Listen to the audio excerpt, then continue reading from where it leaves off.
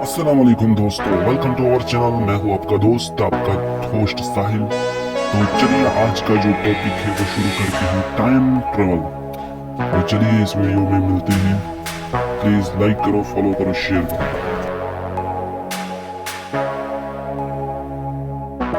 दोस्तों, आज मैं आपको एक अजीब बात सुनाता हूँ। कहा जाता है कि 1971 में एक लड़का अपने दोस्त के साथ ड्राइव कर रहा था न्यूयॉर्क के पास हाईवे पर। अचानक उनको एक लाइट दिखाई दी और जब होश आया तो वो लोग अपने घर से 30 साल फ्यूचर में पाए गए। लड़का कह रहा था उसने टाइम ट्रैवल किया। अब ये सच था या इमेजिनेशन, अल्लाह ही जाने, लेकिन दुनिया में ऐसे इंसिडेंट्स रिकॉर्ड हुए हैं। साइंस भी ये कहती है कि टाइम ट्रैवल थ्योरेटिकली पॉसिबल है। आइंस्टाइन ने बताया था कि अगर आप लाइट की स्पीड के करीब चलो तो वक्त आपके लिए धीरे हो जाता है। रशिया में एक पायलट ने बताया था कि जब वो स्पेस स्टेशन से वापस आया तो उसके क्लॉक में कुछ सेकंड्स का डिफरेंस था कंपेयर्ड टू अर्थ। मतलब टाइम डायलेशन सच है।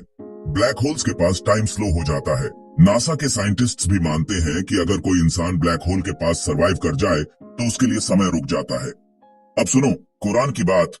हजरत सुलेमान, उन्होंने कहा अर्श कौन ले आएगा, और एक शख्स ने कहा मैं पलक झपकने से पहले ले आऊंगा। ये क्या था? ये टाइम कंप्रेशन का एक सीन था। सूरा नामल सीसई 3840 इसरा वल मिराज।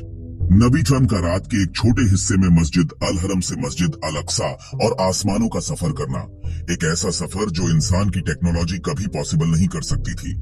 ये अल्लाह की कुदरत का सबूत है। सूरह इजरा 17:8, सूरह मारिज 17:4, जहां लिखा है कि मलाइका एक दिन में उठते हैं जो 50,000 सालों के बराबर होता है। मतलब टाइम अलग अलग जगह पे अलग तरह बिहेव करता है। एक और अजीब वाकया 1935 में हुआ। एक British pilot Victor Goddard plane उड़ा रहा था। उसने एक पुरानी छोड़ी हुई एयरबेस देखी जिसमें कोई था ही नहीं। लेकिन जब उसने 4 साल बाद वहां दोबारा फ्लाई किया तो वही सीन था जो उसने पहले देखा था, जैसे उसने फ्यूचर का ग्लिम्प्स देख लिया था।